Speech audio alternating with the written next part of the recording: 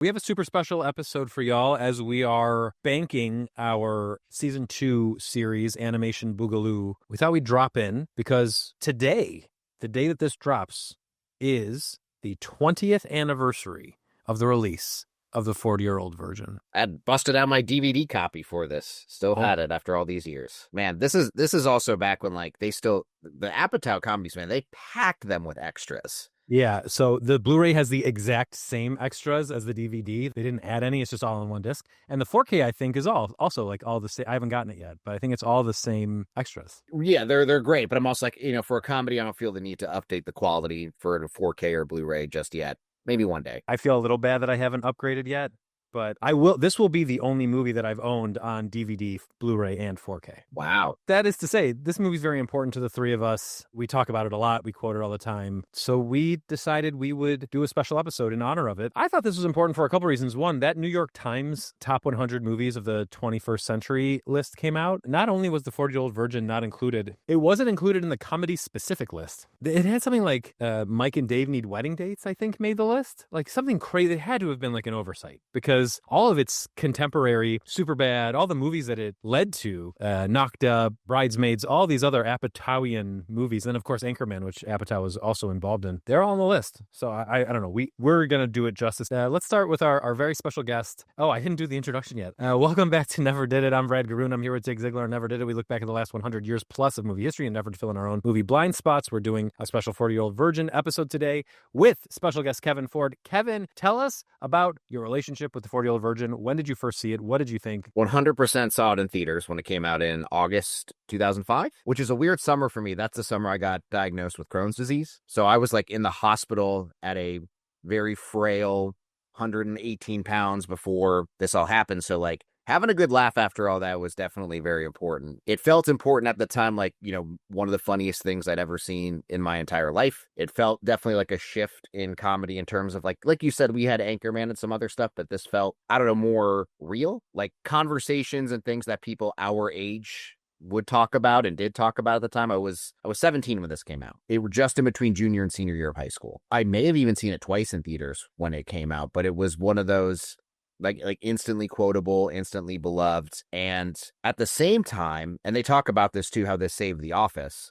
I had watched The Office when it just started that spring. My brother, who was in college, had a TV VCR combo, taped all 6 episodes of season 1 onto a tape. And I was watching that over and over and over again. So I was already very Steve Carell pilled at the time. And then this came out and was just like, oh my gosh, it's so different from obviously Michael Scott. And that makes him a star and help save the show and things of that nature. But I watched it again. I didn't need to watch it again. I've seen it so many times, but any excuse will do to watch this movie, and it holds up. It's still funny. A lot of it is still contemporary. I mean, there's some things that maybe would have been done differently here in 2025, but to me, the humor endures. A lot of the quotes still endure, and you watch and you forget almost all of this is now quotes, but it doesn't. There's some of those movies where you hear them quoted to death, and you're like, oh, I don't want to watch it, or I don't need to watch anymore. I feel like Anchorman and Napoleon Dynamite are 2 key examples of that. I do not feel that way about the 40-Year-Old Virgin, and like you said, Brad, I feel like this really transcended.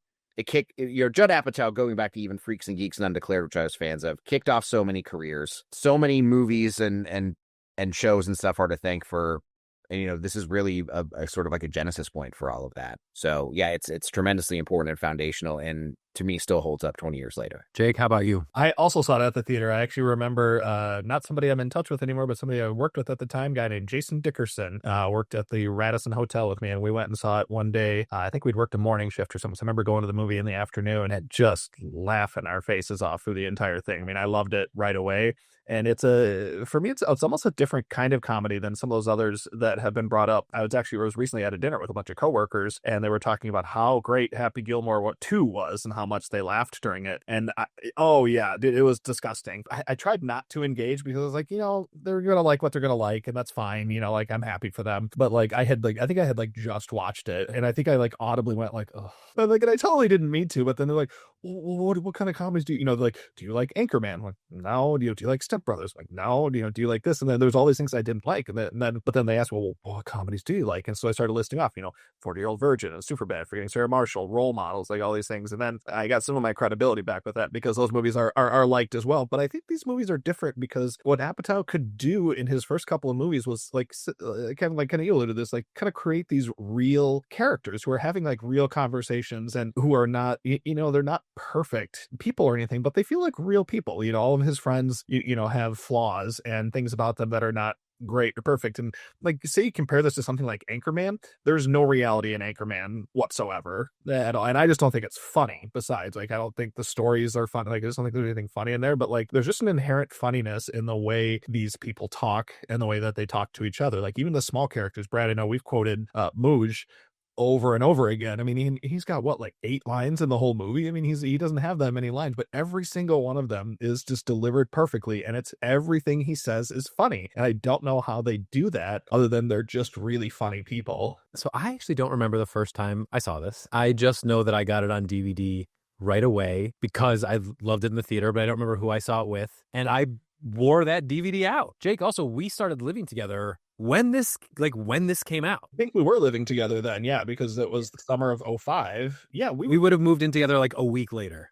Yeah, and then we moved in then we got our third roommate. Jake moved into my house summer 2005. Yeah. And then we moved together in with Chris fall of 2005. That's right, yeah, because then you left at the end of the school year after. At the end of the school year, yeah. And this was on DVD a lot in that house.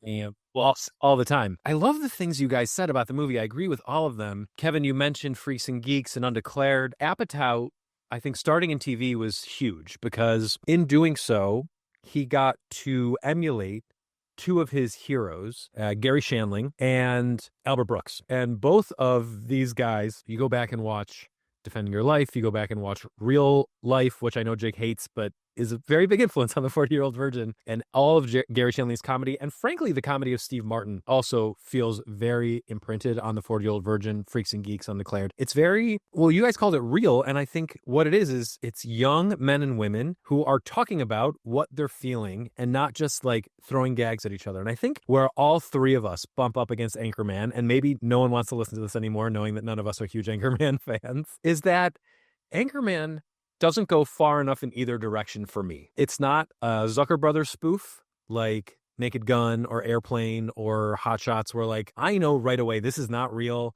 and they're not trying to have a storyline that I need to care about. It's just joke after joke after joke. Anchorman has a lot of jokes, but it also wants you to care about whether or not Ron Burgundy ends up with Veronica Corningstone? And then in the 40-Year-Old Virgin, I care so much about what happens to Andy. In Freaks and Geeks, I care so much what happens to all of these kids. Even in Undeclared, which is not as good as Freaks and Geeks, I care what happens to Charlie Hunnam. It's Charlie Hunnam.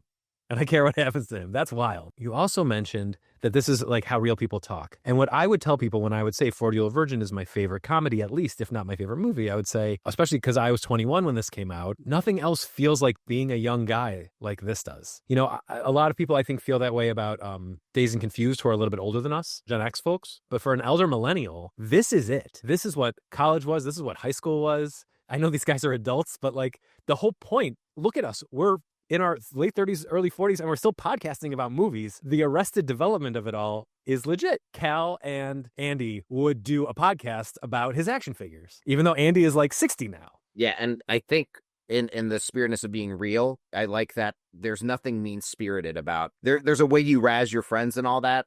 That's funny and fun, but there's nothing mean-spirited behind it. And I get the real sense that they do want to get him laid and whatever. They feel like this, they're not making fun of him about it. They're, how did this happen or what is it? But I don't sense any genuine harsh judgment or meanness behind it. I think they're genuinely rooting for and wanting to help the guy as best they can, even though they have their own hangups and faults and fault that is also projected onto him. That's the best thing about this relationship. Right off the bat, your dick is my dick. Now, Romani Malco's character in this movie is mentally ill. I mean, they're all... But especially him. Yeah, they're all mentally ill, but he really is struggling. I mean, Paul Rudd, too, is like really struggling. And Seth Rogen is just too high. He's just way too.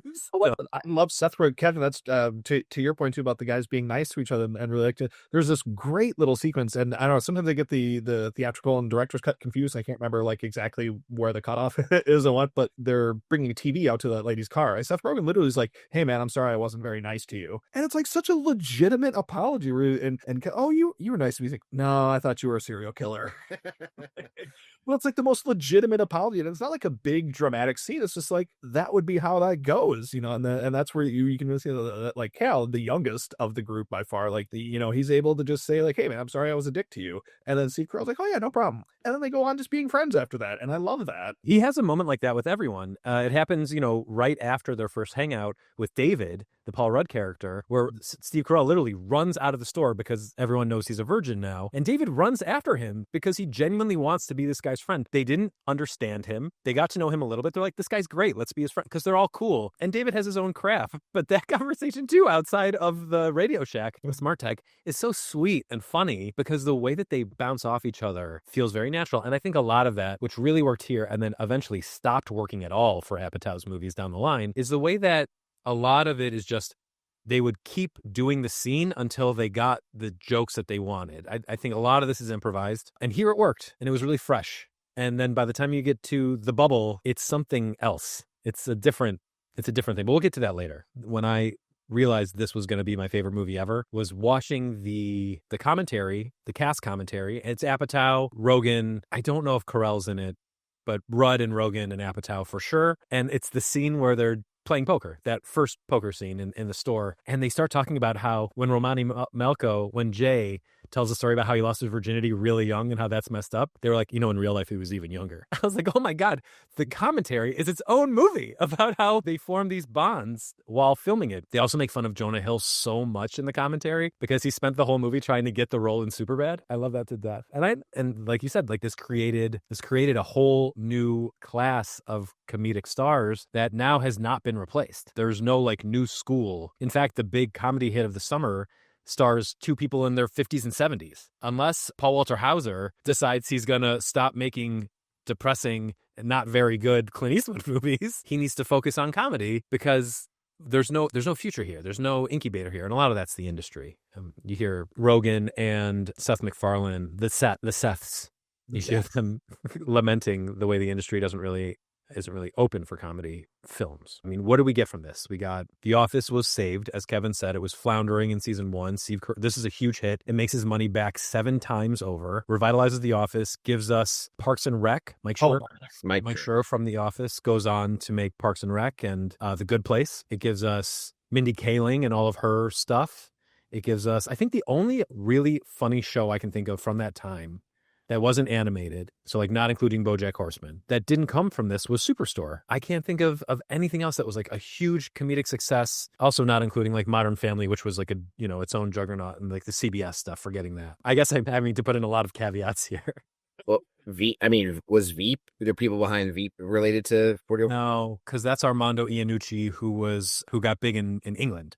And then brought Veep over. And then also the Taika Waititi stuff, that's its own universe. So, yeah, I guess he's not. But he was the predominant film thruster. Him and Adam McKay.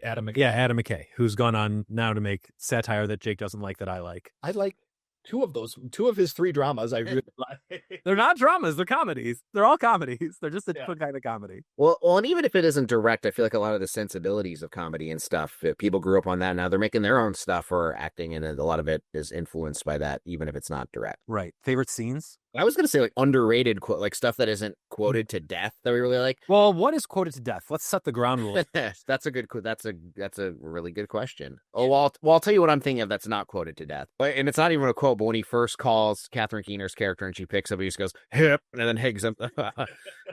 Gets me every time. Damn, that's funny. Yeah. I also really like, yeah, that is cool. I drive a bicycle.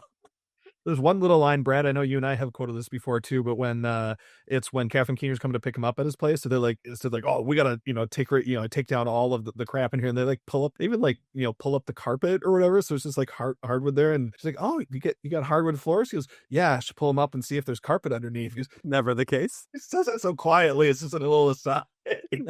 So flipping that, I'd say what's what are quotes that you say the most? I feel like I still say "I Captain Yellow Shirt" if someone's asking like who wants to, get pizza or something. "I Captain Yellow Shirt." I'll do that a lot. We say, I mean, the news lines, all of them. So bullshit of all bullshits is probably the number one. Yeah. It's upper echelon kind of hoe. We say upper echelon all the time. My wife, I love my wife dearly because somebody had like posted something about something being in like the upper echelon or something. She goes, spelled that wrong. Oh, I love you so much. I do like some people that they're up their asses. I say plant it with your finger all the time when I'm talking about doing anything. Feels like a bag of sand. Bag of sand is a big one. Yeah. The whole "you know how I know you're gay" thing, like obviously today people don't say that, but that was widely quoted. I actually think that scene is fine. I rewatched it recently and I was like, they're not being mean. No, they're not. It's not like, you know how I know you're gay? I mean, there is like because you like the taste of balls in your mouth or something like that, but it's mostly like, I saw you make a loaf of sourdough bread once. Like, that's incredible. That's gay? Right? Saw you macrame yourself a pair of jean shorts. Hey, the one line I think actually doesn't work so much now is, "You had a Hummer from the..." Yeah. That one, I think you would lose. I will say, though, but Romany Malco's reaction to saying that is one of his funniest little moments because he sits there and, like, he thinks about That was the Mona Lisa. Yeah. Oh, gosh. You know what else I say, too, is I always thought Matt Damon was kind of a Streisand, but, he's rocking the shit in this one. Like, almost every Matt Damon movie. It's like, oh, yeah, he's rocking the shit in this one. I have said on occasion, I'm going to Yamo blow my brains out. Jake, all the time we say, we're going to go to a club. We're going to go to a nightclub. Maybe a nightclub. Yeah. At least when it came out, it said, do the, I hope you got a big trunk because I have my bike in it. David Caruso in Jade. I know exactly what you're talking I about. just quoted them, like Mike Noyes and Charlie, the Random Acts of Cinema podcast was good. They're doing freaking movies, so they were doing Jade. So I commented on that. I'm like, yeah, be cool, but be kind of a dick. Be David Caruso in Jade, like I am ugly as fuck by traditional standards. Yeah. Is this in the? I forget if it's in the unrated or in the. Jane Lynch is doing the song in Spanish. Do you know what that song says? Have you ever? Oh yeah, it's just So nonsense from a classroom. Yeah, it's just like, let's go to the soccer game. It's ridiculous. Yeah. Oh, I will haunt your dreams. That's a big one. I am discreet, but I will haunt your dreams. Everyone's great. Kevin Hart has great lines that we cannot say because That's a great scene. Yeah. Or Will and Grace, Back to Work. When they bring back the, you know how I know you're gay, because you're holding each other ever so gently. I also really like, and this isn't like a funny line from the movie, but it strikes me as very funny. Cal hits David with the light tube. Oh, come on, new pants. I don't know why that always hits me so hard. And I think I said like, yeah, I rode a bike. I was fucking 6. And actually, like, gee. Seth Rogen's delivery of every line in this movie is perfect. Hey, is he okay? No, I don't think he is. A line I didn't remember, and it might have been, I think it was Seth who said this, when they were first at the nightclub, and he's like, oh, it's crowded or something. He's like, yeah, the $9 drink night. $9 beer night.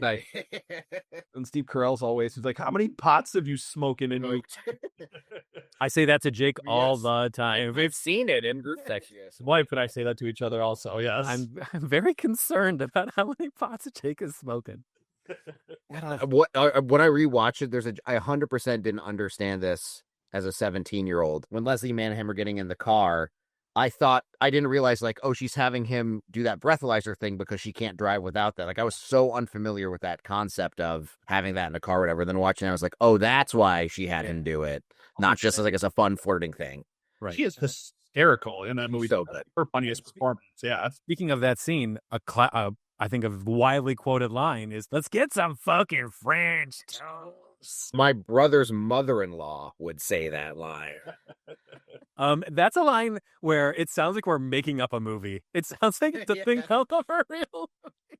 But for me, the funniest line in the whole movie, and it's one that I never quote because I would never have the opportunity to, is at the very end, after there's 2. He's hit, he's getting the bike accident, and he goes, there were 2 billboards on that truck, and they both hurt equally. Then he says, I'm a virgin. I always have been. That when I watched I rewatched them all for this podcast, but yeah, that line just destroyed me because I don't know why. Like, there's a million lines in that movie, and then for whatever reason, that one had never been the one of my favorite. But like when I heard it the last time I watched it, I pissed myself. I laughed. So always have been. So I think we've quoted the entire movie at this point. More or less. The only scene we haven't quoted at all is the speed dating scene, which gave us Kimberly Page's boob, which was a big deal for me. I don't know about y'all. Wrestling fans, yeah, absolutely. And also, you know who I liked? You won't believe this. Jida.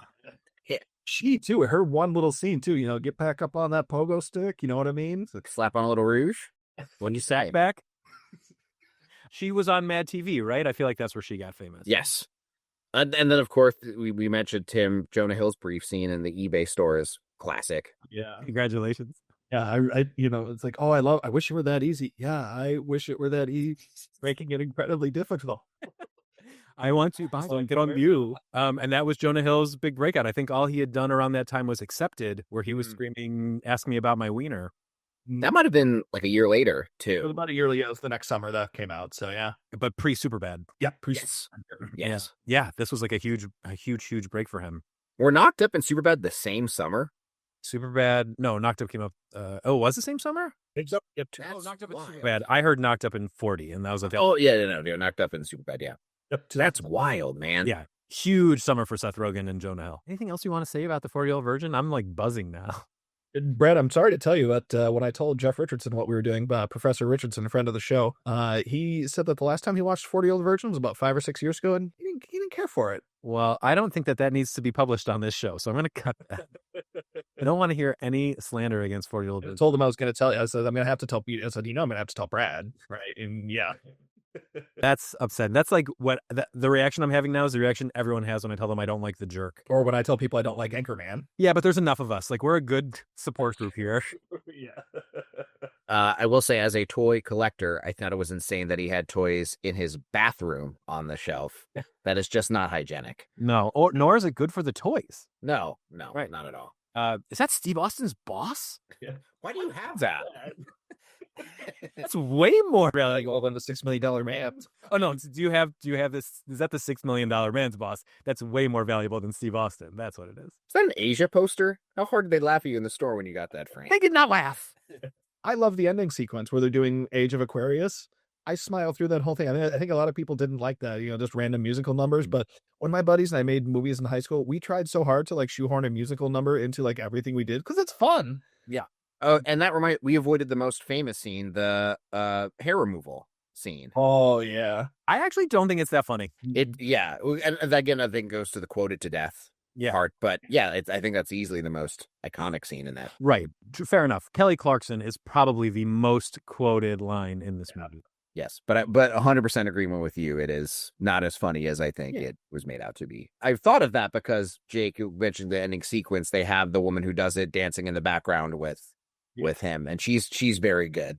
The entire cast is in that scene. Cool. All right, Kevin, I know you did not rewatch or even watch for the first time all of Judd Apatow's feature films for this episode, but you've seen some of them, I imagine.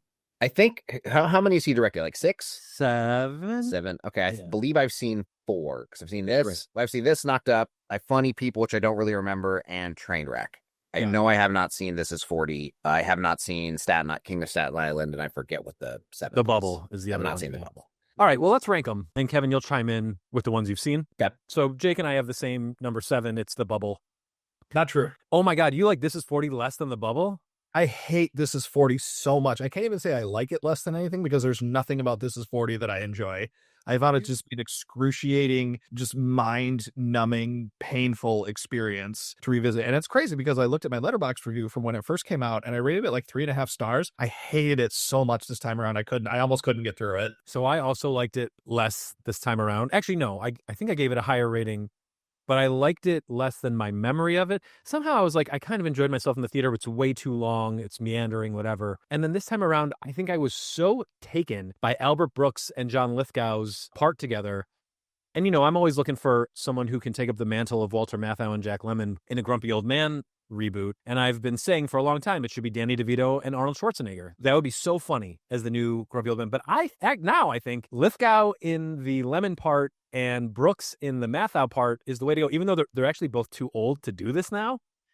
And DeVito and Schwarzenegger are too old to do it now too. But I think that would be great. And I really like that. But yeah, aside from that, it is tough. Can we talk about The Bubble? We can talk about The Bubble because, I mean, I should say it's a close 6 and 7 for me because The Bubble was pretty bad. But just this is for you. I hate it for so many reasons. And that scene with Brooks and Lithgow, like Albert Brooks is just so mean and cruel in the movie. And there's like nothing. I mean, I did not get that from him. he's so mean to John Lithgow for no reason. He's just John Lithgow abandoned his daughter and showed up at the end as that's not his. That's got nothing to do with Albert Brooks. No, I don't agree with that. I don't agree. Brooks is like, I think what they're showing there, and it's the only thing that worked in the movie well for me, is that Brooks is a parasite glomming onto his son. He's a big problem for his son. But when his son's daughter, and she's not nice to him because he's a parasite, Right. But when she is being taken advantage of, he feels protective. He still thinks of her as his daughter. And they have that nice conversation in the hospital. I also thought was complete garbage because he hasn't changed one bit. And then she's like, oh, you know what? I'm going to love you anyway, even though I've hated you for the entire movie. She's mean to him in the scene. I found all that stuff really realistic. She's not nice to him. In a cutesy sort of way that didn't fly for me at all. And I have a hard time like really arguing beyond that because the Megan Fox stuff is bad. The Jason Segel stuff is bad. The Chris O'Dowd stuff is bad. It's just a bunch of mean people doing Well, mean so stuff. this is what I wanted to bring up. I've noticed in a lot of your reviews, if there are not likable characters, you're pretty much out. Depends. Like they have to be likable with some sort of redeeming quality. Like we just talked about 40-Year-Old Virgin. Like those guys all have bad qualities. And like No, but those guys are all insanely likable from the get-go. That's the whole point. That sounds like a reasonable thing for Jake to do. I'm not saying it's unreasonable. I'm just saying there are a lot of movies that I think, and I've noticed, like we did it with You Are Never Really There. You Were Never Really Here, the Joaquin Phoenix movie, which you liked way more than this, but not as much. And you were like, well, there's really no one to get behind. But I admire that they tried to make a comedy in the vein of Brooks's comedies and Woody Allen's comedies, where these are not people you want to be, and these are real struggles they're having. The problem is, and this I will give to you 100% because I also don't really like this movie, it has to be a good time. And this wasn't a good time for me until Brooks and Lithgow get together and until... That's really it. It's just Brooks and Lithgow stuff. But watching Rudd and Leslie Mann like trudge through their marriage is just becomes such a drag for over 2 hours. It's a lot. And the kids are annoying. and they're not even like good parents too. Like I could get behind the movie, like, okay, they're struggling with their marriage, but at least they're good parents. They're not. They're terrible parents. They don't really pay it, they barely pay attention to their kids. They're just there's just nothing. Yeah, there's like nothing redeeming about them. Like Paul Rudd just like I said, keeps loaning money to his dad behind his wife's back. Like they lie to each other and they're cruel to each other. There's just nothing. Yeah, there's nothing I could latch onto. I could be like, okay, well, this is their good quality despite all these other negative things. I see that being an issue for a comedy in general, but that was not what did it for me. Their unlikability, I'm like, that's what this movie's about. It's about these people who, like, I know people who say, I love my kid, but I wish I didn't have them, or my life would be better if I never had them. That's how these people feel. They say that when they're stoned in the movie. So that felt very weird. They go on and well, it's not our fault. It's everybody else's fault. And that scene is played without like any sort of irony or like awareness, where they're just like, is that really like what they're ending on? Like that's Well, they didn't end on it because I think the whole point there was they go there, they get stoned, they say all this stuff, and it doesn't help their marriage at all. Yeah. And I think that that's all fine from a story perspective. The problem with the movie is it's not fun. Like Woody Allen movies with bad characters are often excruciatingly funny, and this one's just not. Yeah, it's really the main problem is like the jokes don't land too. Like I can't think of any of the lines. And there's one scene I really liked, and honestly, it was Megan Fox, who I thought had a really funny sequence where she and Leslie Mann go out to a party, and she admits that like she's an escort, and that's where she gets all her money from. She keeps saying she's had sex with more guys. Yeah, she's like, but I don't do it that often. I only do it like maybe 6 to 8 times a year, no more than 10. I mean, they're like, last year I did it like 12 times or, like 15. And it's just like the number keeps going up. It's just like funny. There's a few individual little moments in there like that are funny, but they're few and far between. That's like a Carl Reiner joke from the Catskills. It's about like, we can say this, 2/3 of us are Jewish. It was like, the joke is like, ask a guy to give you $50. He'll say, okay, you can have $50. Why do you need $10? Yeah, the way I've heard it's like, can I have $100, $80? What do you need $60 for? Very nice. And that's what Megan Fox is doing there. Okay, so let's get on the same page. The reason that I think The Bubble is worse, well, I think it's a lot worse. For one thing, it rips off the ending of Tropic Thunder just to give these people a happy ending, which they don't deserve. So if they don't deserve a happy ending, don't give them a happy ending. It's funnier if they all die. It would have been, yeah. But no one dies. This came out during the pandemic, and I feel like nobody really even knows about it. And I can't wrap my head around it because it's Apatow, it's Pam Brady, who got famous doing good work on South Park. Like, she wrote South Park Bigger, Longer, and Uncut with Trey Parker and Matt Stone. But holy crap, this movie is awful. It's about a group of actors in a quarantine bubble while making a crap movie. There's no real plot that makes sense, which is fine because it's an Apatow movie. But then, like, it sort of feels like it needs to have a plot because of the kind of movie it is, and it just doesn't. No one's funny. No one's cast in the right role. Like, David Duchovny should be in the Keegan-Michael Key role and vice versa. Absolutely. I'm sorry, David Duchovny might be a cult leader. Keegan-Michael Key is not a cult leader. The problem, I can't remember if I said this to you or maybe I was talking to my friend last night coming back from the Cake concert. Okay. Yeah. But it reminded me in a way of like The Hangover Part 3, where like you're seeing these movies that like you're kind of expecting it to be funny. And then like I'm kind of wondering, like, are these jokes? And are they just not landing with me, or are they not trying to make jokes? And I couldn't, and when you can't figure out if a movie's trying to be funny or not, you've lost. So I think The Hangover Part 3 was not meant to be a comedy. I think he's like, I just want to make an action movie now. Yeah. And this was not that. This was a comedy, and the jokes are bad. I remember for the first like 10 minutes, I thought this is kind of okay. Like the conversation between Karen Gillan and Rob Delaney, pretty funny. In fact, all of their scenes together are pretty funny. There's 2 scenes, and I think total is 3 minutes of the movie. So that's all you get. All the stuff with like the girl who is John Cena's daughter, or is she? That's really hard to track. She's a mole. None of that's funny. All the slapping they did of each other, not funny. Iris Apatow's character, terrible. Judd Apatow should not try to do stuff that is outside his wheelhouse. Like, this is the thing. He's trying to make a movie about a modern thing, but he doesn't know it because he's now super fucking rich and completely out of touch, but like not teenagers, because you don't know what that is. You don't know how TikTok works. I really pissed me off. And the Tropic Thunder thing bothered me. And we actually, in a future episode, we talk about the movie Lupin III, Castle of Cagliostro, but we forgot to talk about how Jim Cornette ripped off his whole style from that movie by accident, like not knowing about it. But Jim Cornette also used to say, when he was an actual wrestling philosopher and not just a curmudgeon, used to say, you have to wait 7 years to steal a wrestling angle. But that was before the internet. And so now I think you have to wait way more than 7 years to steal the ending of your movie from another very popular comedy. And it was way more than 7 years. Tropic Thunder came out in 2008. Yeah. So almost, it was 12 years. So no, 5 years more. 14. Well, 14, because Bubble came out in 2022. So. Oh, it did? Okay. I don't know why I thought it was 2020. It's been during the pandemic, and it's very pandemic centric. And that's another big problem with the movies. Like, I lived through the pandemic. I don't really want to watch these people live through it while they're trying to film a movie. Like, that's not, it's painful. I don't mind it. My problem is the jokes are bad. Yeah. Any joke about the swab going in the nose too far, that's relatable. I was scared of that too. Yeah. There are no other pandemic jokes that are funny. And they made that joke in Eddington, which is a much better movie. Yeah, Eddington's awesome. Yeah, this movie sucks. We don't have to talk about it more. I mean, it's 7 and 6. I would be shocked, like, if anyone had it ranked higher than 7 or 6. Oh, yeah, it's a total disaster. The next movie on my list is The King of Staten Island. So I've avoided the bottom 3. That's good. I like it more than Brad does, so. I don't hate it. In fact, after watching The Bubble, I like it a lot more. I just don't think it's very funny, but it's a good story.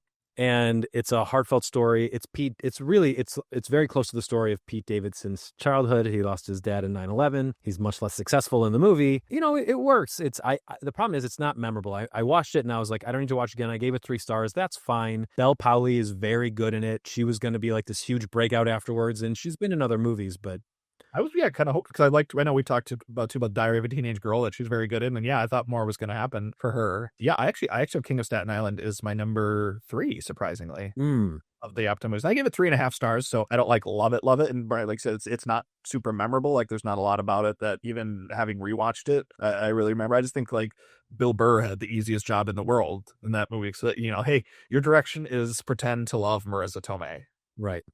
And then just be yourself. He's just doing Bill Burr in a movie. Yeah. Okay, my number 4 is Trainwreck. Where's Trainwreck for you? Trainwreck is number 4 for me also, because my number 5 then would be Funny People, which we got it. And I think it's fair to group these 3 all in the same space. It's like middle. They're close together for yeah.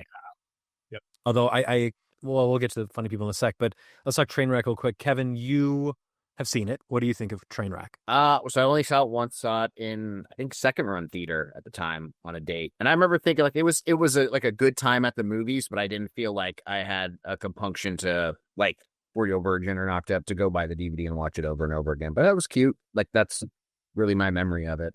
Yeah, Jake, what are your thoughts on Trainwreck?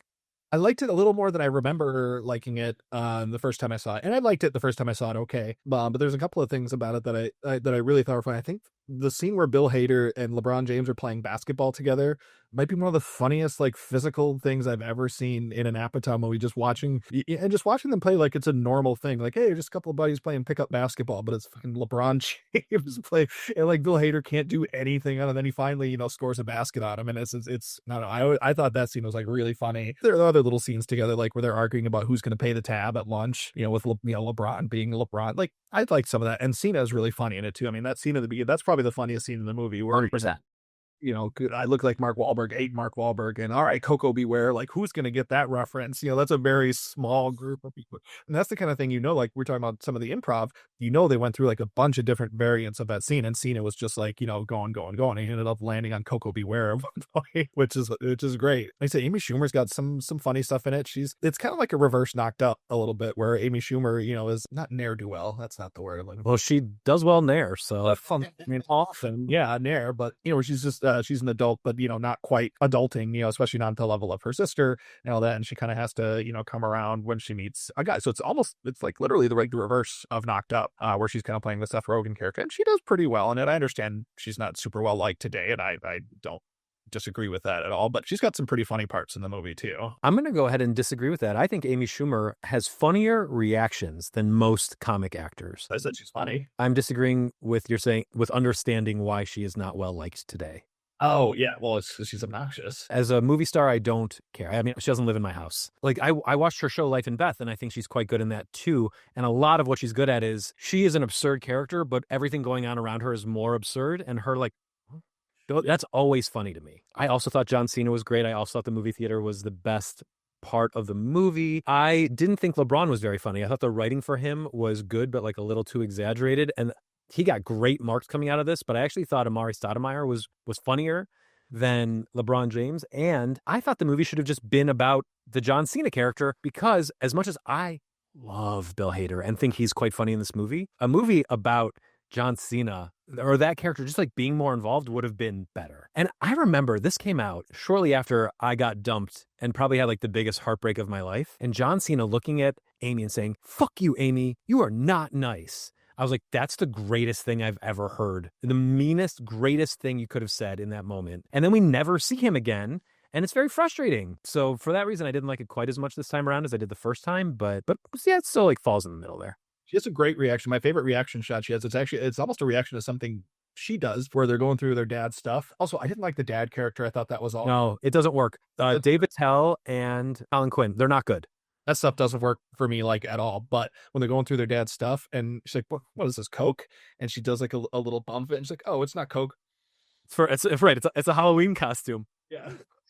Yes. And like Brie Larson just in this, like in a very small part, like a really little supporting role, but she's pretty, she's got some good stuff in it. If you remember, she started her career with like doing comedy in the beginning. Yeah. And Short Term 12, which is kind of criminally underseen, but a really, really good movie. Yes, but not funny. No, not funny at all. Not trying to be. It's very much a drama. Yeah. Okay, so the next on my list, but you have it number 5, is Funny People. People, yeah. I didn't like Funny People when I saw it in theaters. I liked it quite a bit this time around. It just reminded me a lot of 70s comedies, like Five Easy Pieces and like the Hal Ashby type comedies. I was like, yeah, this fits right in with that. The only thing holding it back for me was Adam Sandler's voice. And it's like, Schmeira. Yeah. And I get what they were going for. It works. I just find that voice so annoying that it hurt the movie for me. That all that hurt the movie for you? Yep. So I know what you don't like about the movie, and that is what I hated about the movie the first time I watched it. The whole Eric Bana storyline. Yeah. I think Eric Bana is very funny, though. So that carried a lot of it for me. It's uncomfortable. It's awkward, but it's meant to be uncomfortable and awkward. And I like that the Sandler character like completely spirals out and doesn't fit, but Seth Rogen's character does fit in that world. So I like the way the story worked. And I love the ending. I just love that the resolution is Sandler is like, I screwed this up. I screwed all of this up so bad. I got the second chance and I didn't know how to deal with it. And all I really need is a friend, is like a real friend. And so he goes and has his like cute little conversation with Schmeira at the deli. That's like an all-timer comedy ending for me. And I think the movie would have been more for me had it focused more on them and not gotten sidetracked with the Leslie Mann and Eric Bana things. Because I remembered not liking it also, and I hadn't probably seen it since it came out on video. I didn't see it in the theater, so I remembered like really not liking it, thinking like, oh my god, this movie's so long. But for the first hour of that movie, I'm thinking this is awesome. Like there's funny stand-up bits in it. Like the setup, I think, is really interesting and unique. And there's a lot of, good bits. And Seth Rogen's doing something different where he's like kind of a dick. Like he screws over Jonah Hill immediately. And he's a wimp. He's like a total like beta cuck loser. And that makes him an ass. Yep. But and so there's all this cool stuff going on in the, in the beginning. I mean, Jonah Hill's got that amazing stand-up bit where he's talking about his balls talking to his dick about how like he abuses it. It's like, no, guys, you just don't know him like I do. Like that's a really funny. And there's other like funny stand-up bits in it too, and like that stuff is all really good. And then I think that the second half of the movie, I think it's completely sidetracked in this Leslie Mann love angle thing, which is like, I understand why she's in it and why that character's in it. I just think they did way too much with it, and that stuff was just not interesting compared to what was going on, elsewhere earlier in the movie. It worked for me this time. It really didn't work for me the first time. And it worked for me this time. I think mostly because now I've seen more of these 70s comedies and can get in that groove better. If you've never seen them or don't like them, and I know you do like them, but for other people who've never seen them or don't like them, I don't think I think that'll feel really weird. And for you might feel really weird anyway. Even for someone who does like them, it just didn't come together for me at all. Yeah. What do you think, Kev? What's your take on funny people? I only saw it. Well, first, since you said his name, I have to say, if any of us get late tonight, it's because of Eric Bana in Munich.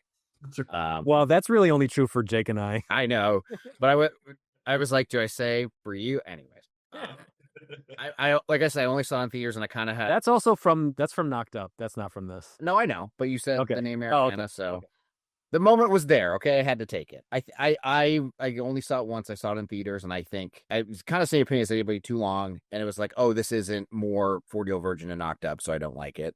Yeah, I maybe should give it another chance, but I don't know. I think it's worth another shot. You might not like it, but I think it's worth another shot because I think it's just very cool to watch in the scope of his career, because he falls off after this, but he's still trying to do this with This Is 40 and just fails at it. But this is where I think he mostly succeeds. I also think time will be it's already been kind to this movie for me.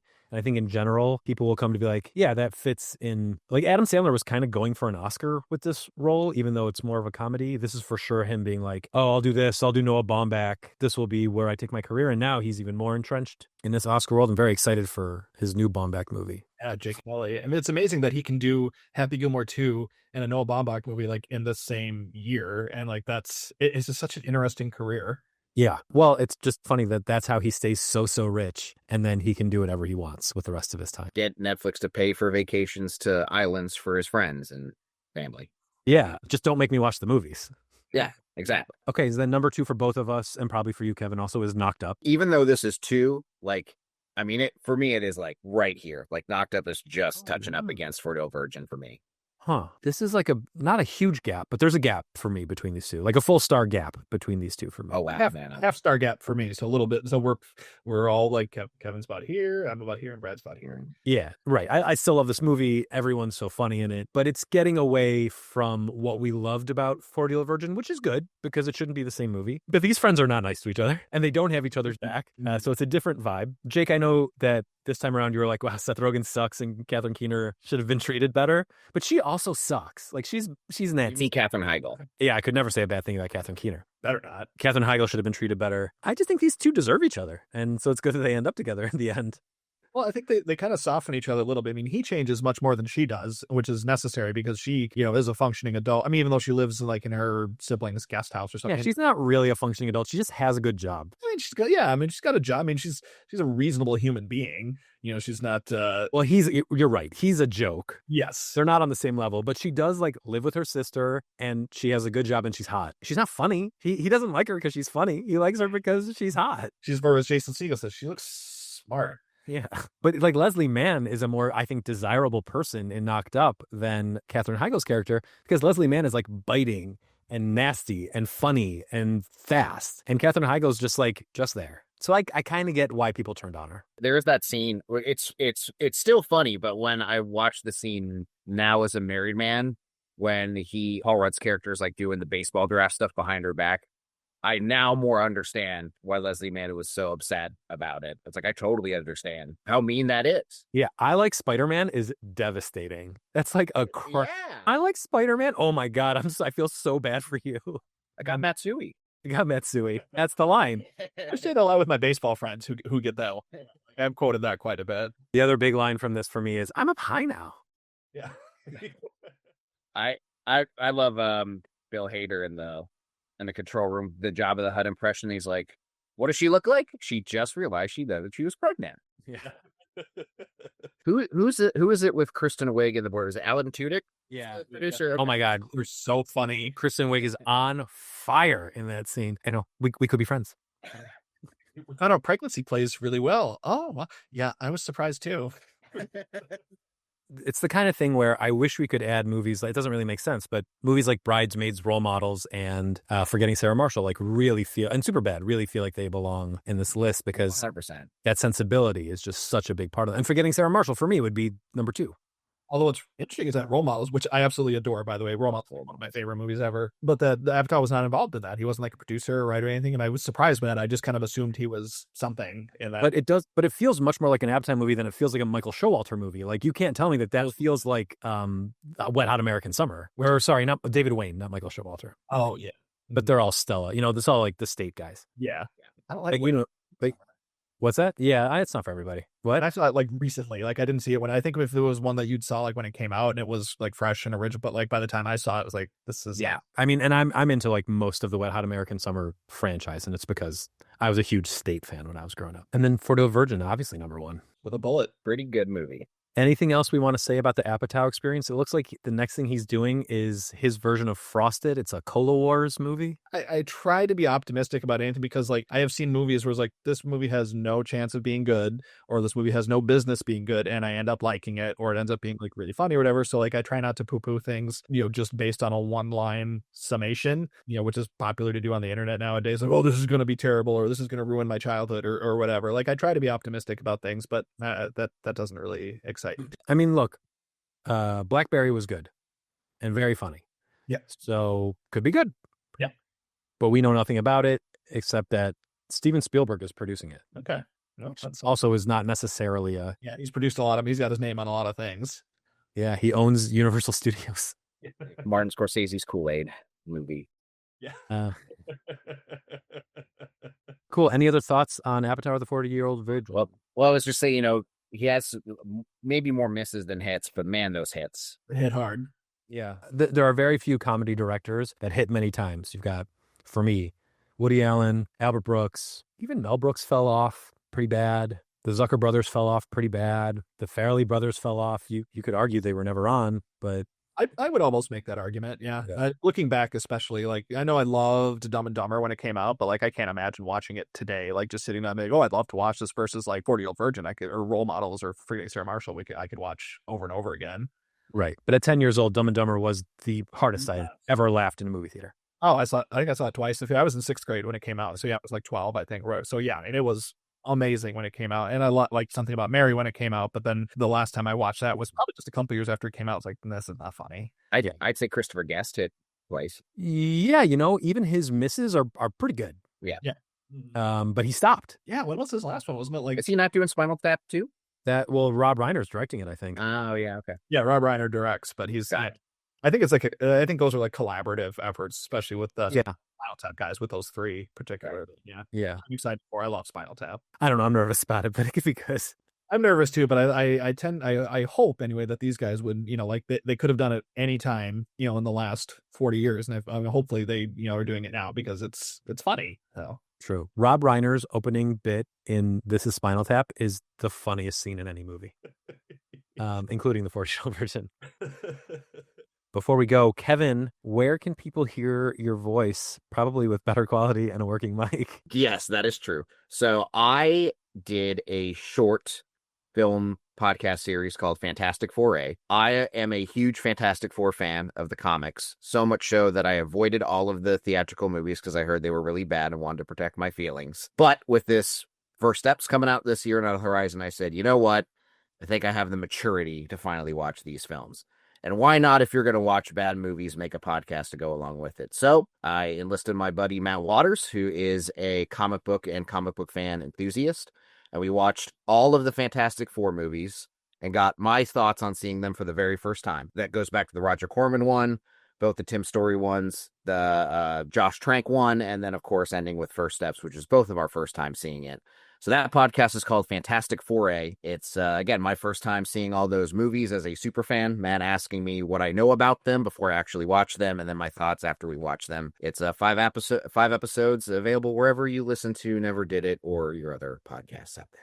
And speaking of other podcasts out there, you can hear Kevin and me and Justin Houston on Flooping the Pig, our very comprehensive Adventure Time podcast, which will come back if they ever produce more episodes, which I think Fiona and Cake is scheduled to come back eventually. It's got a season 2 order. Don't know when that's coming, but we also had discussed at some point maybe venturing onto other things. But that was before Justin Houston had a baby, so that might affect some of those options. Okay, cool. Thanks for spending time with us this week on this very special mid-season episode of Never Did It. We'll be back next month or the following with Season 2, Animation Boogaloo.